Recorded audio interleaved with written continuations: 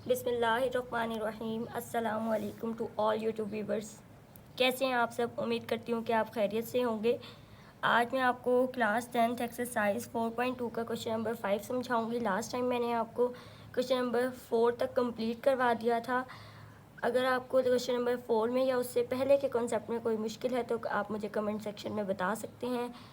तो चलते हैं अपने वीडियो की तरफ, लेकिन उससे पहले मैं आपसे रिक्वेस्ट करती हूँ कि मेरे चैनल को लाइक कर दें, सब्सक्राइब कर दें और बेल आइकन को प्रेस कर लें।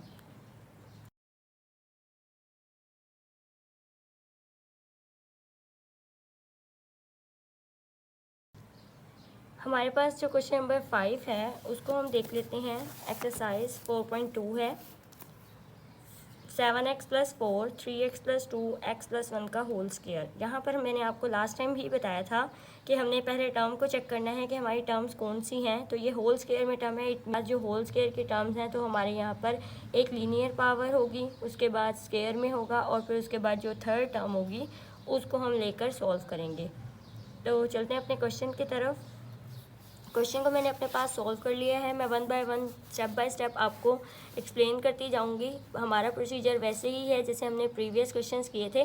सबसे पहले हमने चेक करना है कि हमारे जो क्वेश्चंस हैं उसमें प्रॉपर गिवन है या फिर इनप्रॉपर गिवन है। तो ये जो क्वेश्चन है ये हमारा प्रॉपर का ही गिवन है, यानी कि इसको हमने कन्वर्ट नहीं करना। तो सिंपली मैंने इसको लेट कर लिया है। यहाँ पर हमने लेट किया है a 3x + 2 b x + 1 और c x + 1 का होल स्क्वायर। यानी कि पहले हमने सिंगल टर्म जो थी उसको लेट कर लिया, फिर लीनियर एक और सिंगल टर्म थी, ये दो टर्म्स थी, इनको सिंगल सिंगल करके हमने लेट किया, एक के साथ b के साथ और एक c के साथ, और इसको इक्वेशन 1 कंसीडर किया। नेक्स्ट स्टेप में हम करते हैं multiply bye LCM on both side. यानी कि यहाँ पर ये जो वैल्यू होती है 3x + 2 x + 1 का होल स्क्वायर, ये जो होता है ये एलसीएम होता है। इसको हमने एलसीएम लिख लें या फिर आप इसको इस तरीके से भी लिख सकते हैं, multiply by this on both side we get. हमने इसको बोथ साइड्स पर मल्टीप्लाई करवाया तो हमने चेक करना है कि अब हमारी कौन सी टर्म्स जो हैं वो कैंसिल आउट हो जाएंगी। तो हमने देखा कि हमारी जो टर्म्स हैं 3x + 2 और x + 1 का होल स्क्वायर, ये दोनों ही टर्म्स हमारी जो थी ये कैंसिल आउट हो रही हैं। सेम एज यहाँ पर 3x + 2 कैंसिल आउट हो रहा है, यहाँ पे x + 1 की एक टर्म कैंसिल हो जाएगी, यहाँ पर x + 1 के होल स्क्वायर की दोनों ही टर्म्स कैंसिल हो जाएंगी। और जो रिमेनिंग टर्म है वो हमारे पास 7x + 4 a x + 1 का whole square plus b x + 1 3x + 2 c 3x + 2, यानी कि जो रिमेनिंग टर्म्स कैंसिल आउट होने के बाद रह गई वो हमारी इक्वेशन 2 हो जाएगी। अब हमने इसमें लेट करना है कि जो हमारी लीनियर टर्म है जिसे हमने लीनियर कंसीडर किया था, यानी कि जिसकी x की पावर 1 है, वो हमारे पास x + 1 = 0, उसको हमने 0 के इक्वल लेट किया और x की एक वैल्यू फाइंड कर ली। x की वैल्यू हमारे पास आई है -1, इसको हमने इक्वेशन 2 में पुट कर दिया। जब हमने इसको इक्वेशन 2 में पुट किया तो हमारे पास a और b के जो टर्म्स थे वो 0 हो गए और c का जो था वो आंसर आ गया -1c = यहाँ पर भी हमने x की जगह पर -1 पुट किया था, तो यहाँ पर हमारे पास सोल्यूशन सॉल्व करने के बाद आया है -3।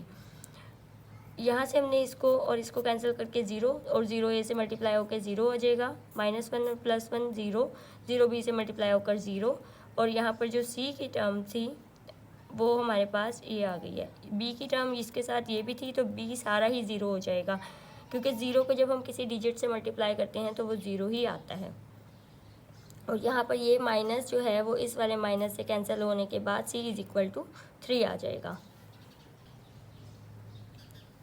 नेक्स्ट हमने जो इसकी लीनियर टर्म थी 3x + 2 = 0, उसको लेट कर लिया =0 के, और हमने x की वैल्यू जो निकाली, यहाँ पर प्लस का था तो उस साइड पर जाकर माइनस का हो गया और 3 मल्टीप्लाई हो रहा था उधर जाकर डिवाइड हो गया। इसको हमने इक्वेशन 2 में पुट कर देना है। इक्वेशन 2 को मैंने अपने पास इस तरीके इसलिए लिखा ताकि एक दफ़ा रिमाइंड रहे कि हमारी ये इक्वेशन 2 है।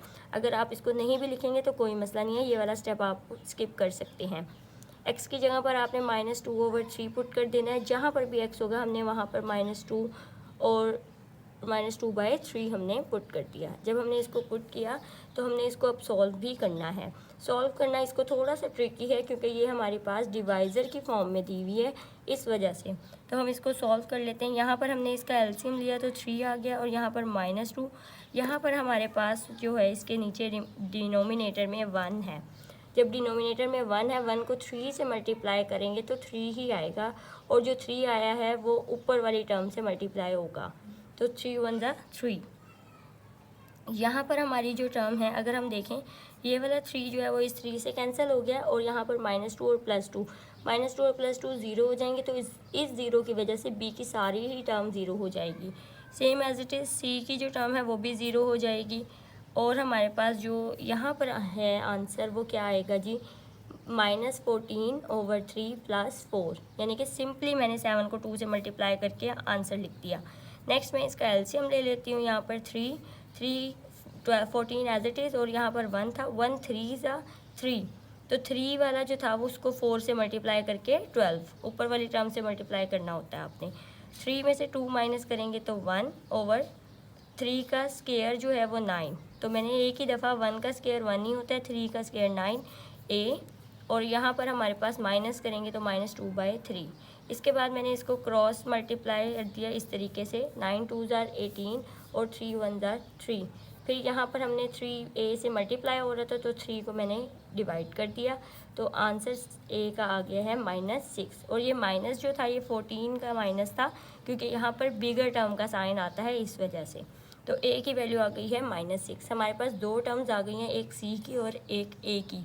अब हम इक्वेशन 2 लेते हैं। इक्वेशन 2 को मैंने सॉल्व किया। इक्वेशन 2 वही है जो हमने यहाँ पर ऊपर लिखी थी, इसको मैंने सॉल्व किया है, यानी कि इसका होल स्क्वायर को ओपन किया है और यहाँ पे इसकी मल्टीप्लिकेशन को सॉल्व किया है, तो हमारे पास ये टर्म बन रही है।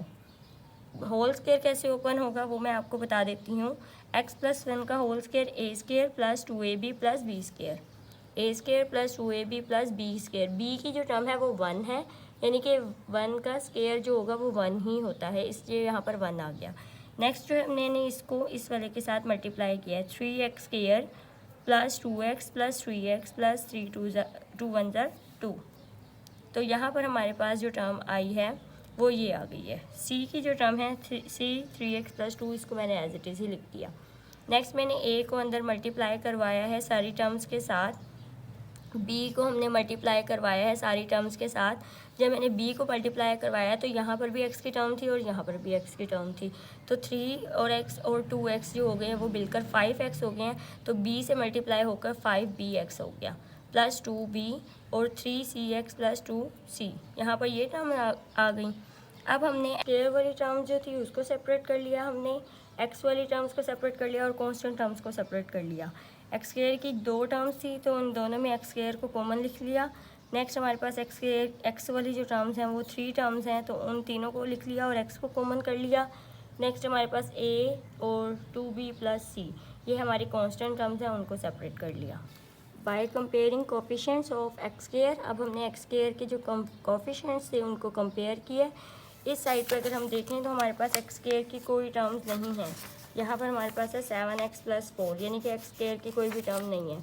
और यहाँ पर हमारे पास जो है तो a + 3b = 0 आएगा। अगर कोई टर्म होती जो उसके साथ कोफिशिएंट होता तो मैं उसको ही लिख देती, लेकिन यहाँ पर नहीं है, तो a + 3b = 0।